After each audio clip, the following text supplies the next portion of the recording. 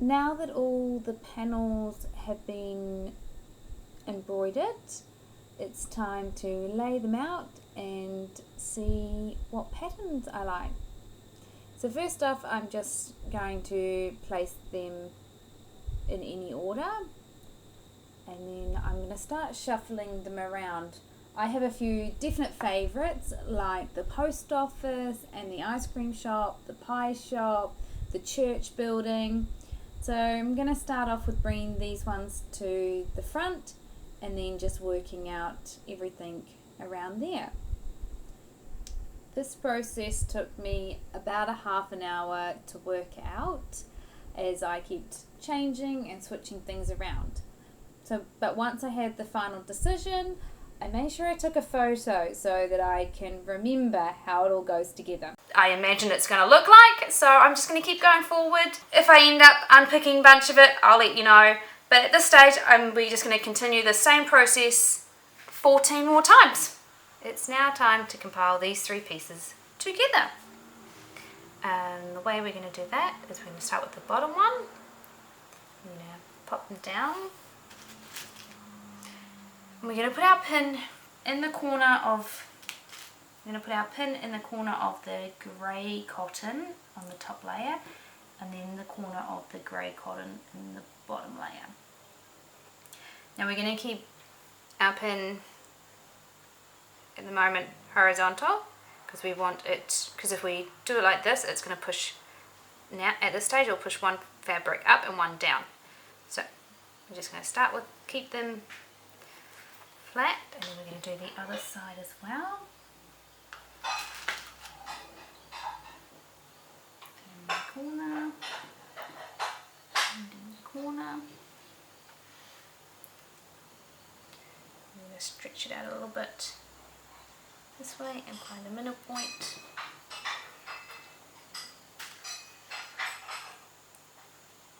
On that grey line again, on that grey line.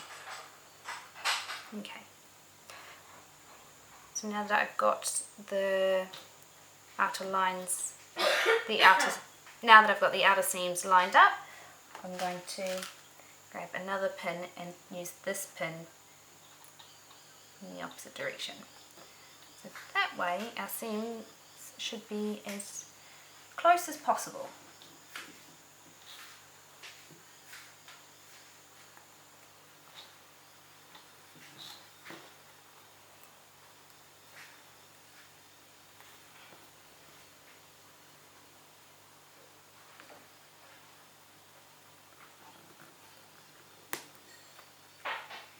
Go. So we're going to sew right between the two here.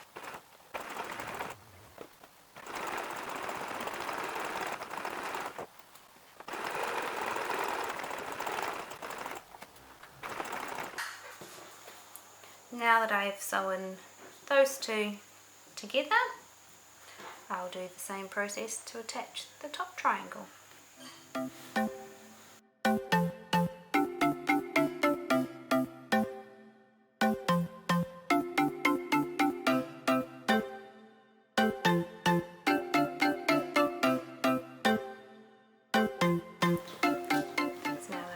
These three pins in, I will follow up by sewing between my grey and brown line. There we go. So that's all of the three panels sewn up, so the outer, the middle and the inner. We continue this process till all of them are done, and then we will do the triangles next to each other to create our circle.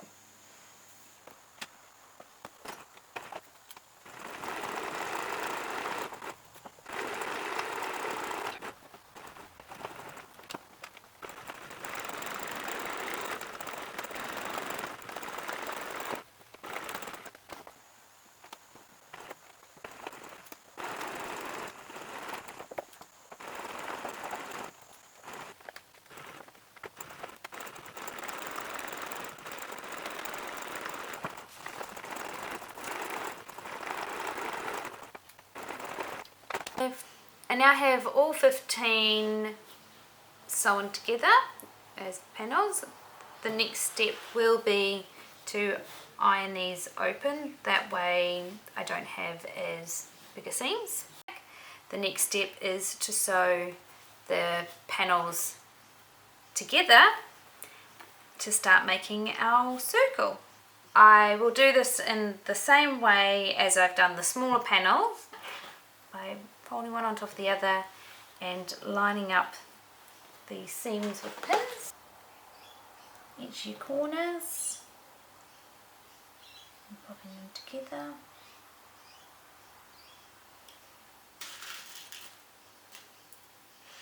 And getting your seam here to line up with your seam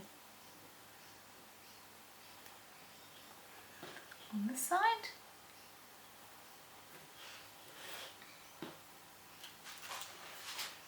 And seam here to line up there on this side. The last corner as well.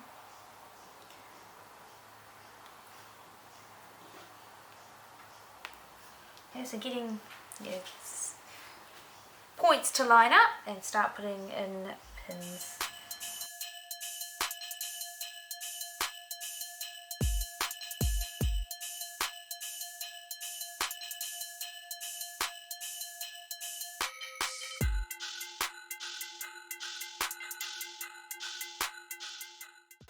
So we've got them all pinned up, and then we're going to, like last time, we're going to sew between these two lines all the way down.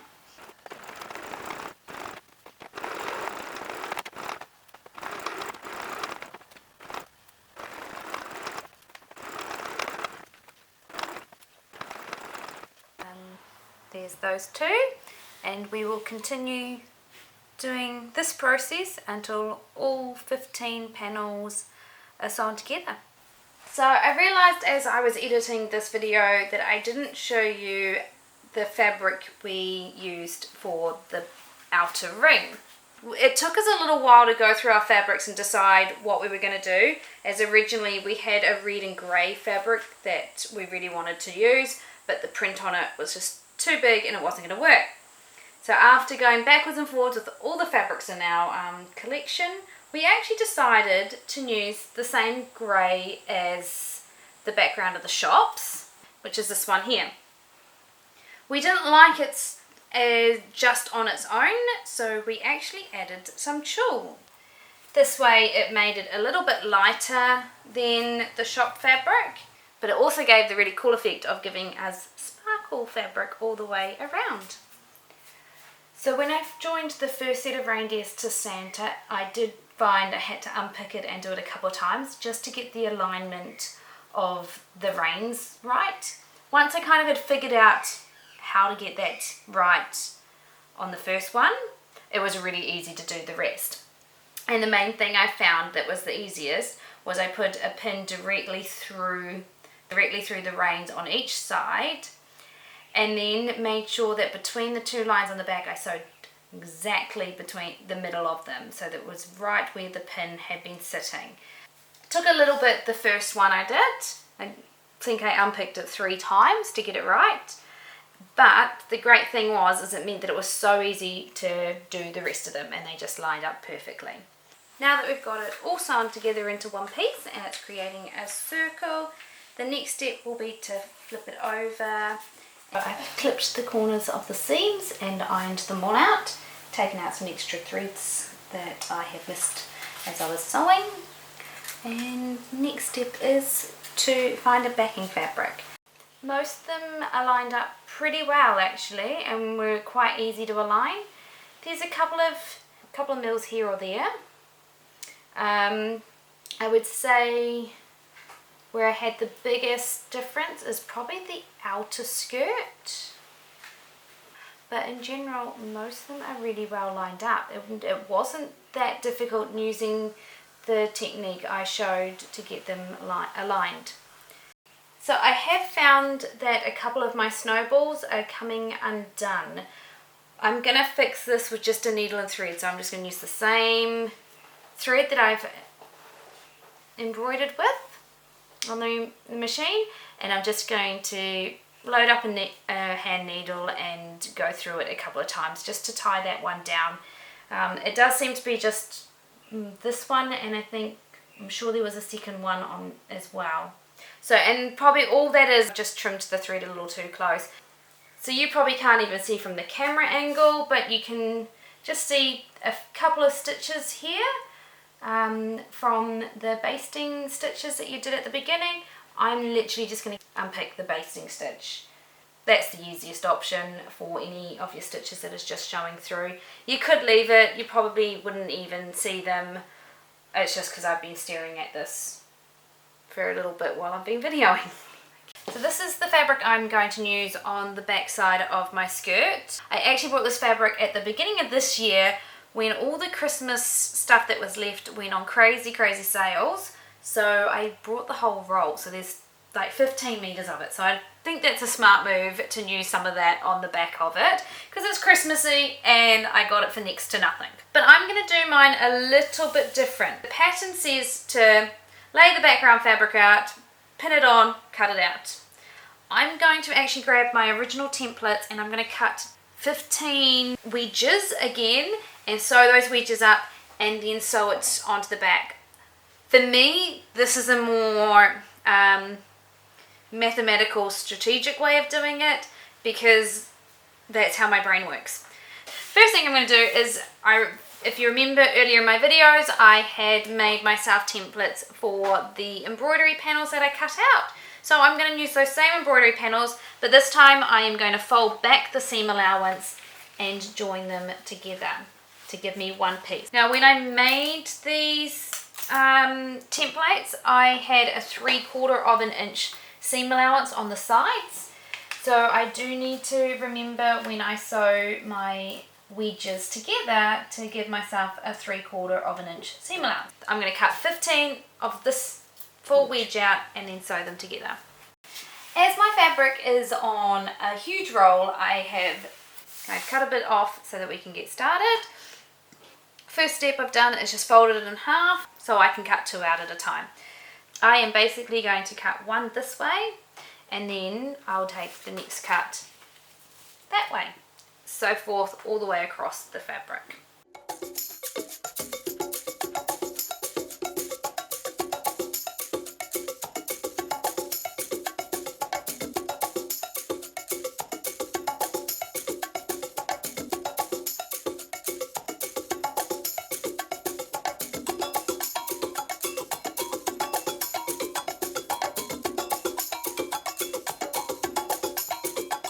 I now have my 15 wedges cut out. I'm just going to go over to the sewing machine and sew them up. I have sewn all 15 panels together and ironed the seams open. I did find that I ended up doing a 1 inch seam allowance, as when I tested it against my right side it was a little big in the pieces here. So I would recommend, and this is what I did, once you've sewn like 3 panels together, place it up against your tree skirt to see if you've got the right seam allowance, because that saved me so much time because I did it when I had only 3 panels sewn together instead of waiting till the end and finding it was too big. So that's all done. As you can see, I've now already got a scalloped edge. So now I'm going to line these up with my tree skirt and pin them right sides together. So you will need your lining on the bottom and then your tree skirt face down on top. The reason being is that you need to be able to see this seam when you are sewing, and obviously we need to be able to take the pins out while we're sewing.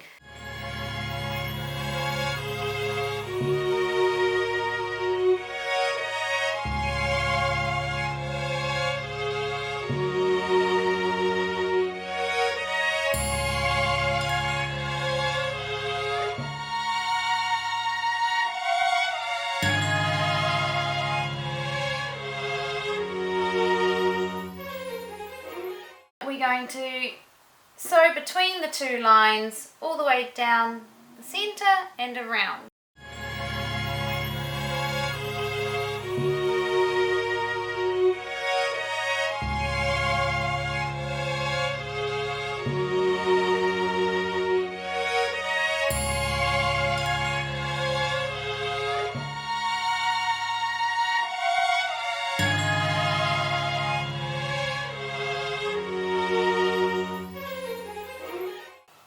now that I have sewn the backing to the front of the skirt, the next step is to clip all of this edge around, because we're going to turn it in the right way, and by clipping out the excess fabric it will sit flatter once we've turned it in. For our clips, we are going to do little triangles in this one, so just little triangles like that all the way around. I have clipped the edge all the way around. Plan is now to turn it in the right way, so I'm going to do that by the fact that it's still open at the top.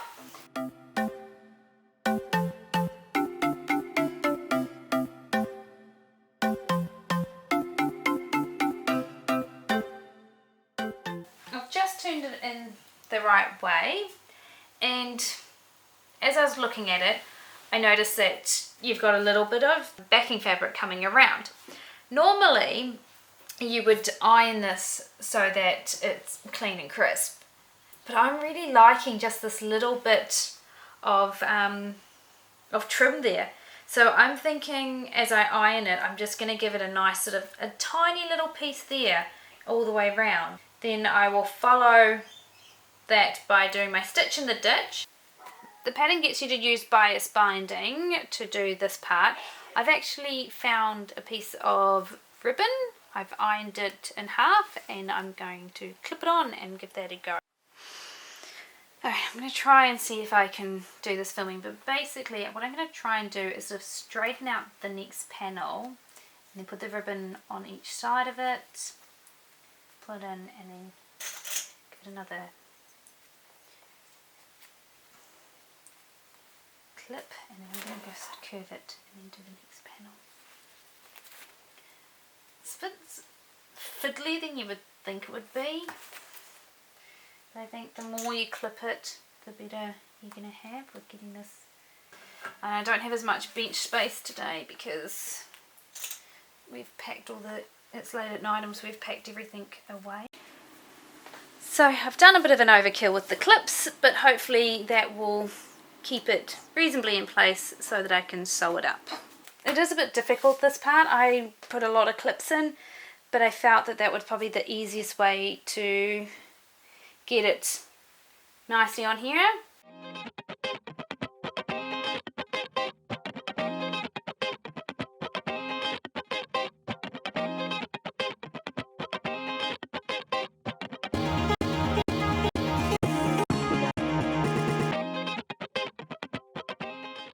And there it is, all done. I love this project. I love how it turned out, and I can think of so many fun ways to mix and match colours in it. There is our Christmas skirt in place under the tree. We do have our tree on a table, so that's why it has sort of curved down to the floor, because there is a 6-inch table underneath it. And there's the skirt from the other angle. So the way our Christmas tree is, you're probably seeing 2/3 of the tree skirt. My Christmas tree skirt is sitting on a 6-foot Christmas tree. So that gives you an idea on the sizing that the skirt comes out, and I think that's a great size for it. Thank you so much for joining me with this project. Merry Christmas and a Happy New Year.